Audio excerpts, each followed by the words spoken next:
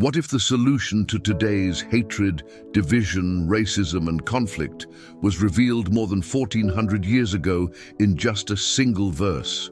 Allah says in the Qur'an, "The believers are but brothers, so make reconciliation between your brothers." This is not just a moral suggestion, it is a divine declaration of how the Ummah must live.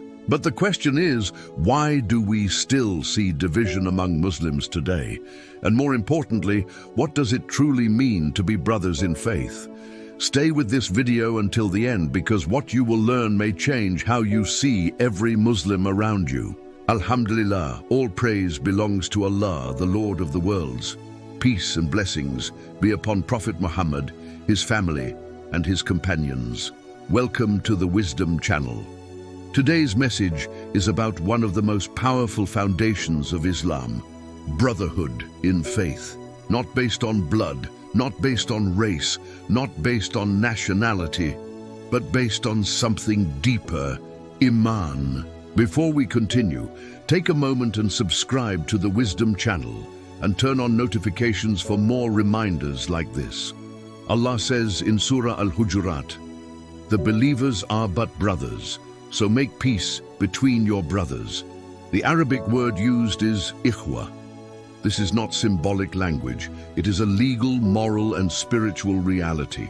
If someone believes in Allah and His Messenger, then they are part of your family and faith. This brotherhood demands love, not hatred. Support, not betrayal. Mercy, not oppression. Unity, not division. The Prophet Muhammad deeply explained this.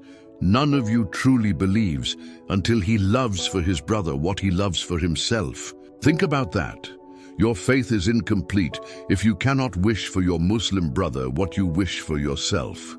True brotherhood in Islam is not emotional, it is behavioral.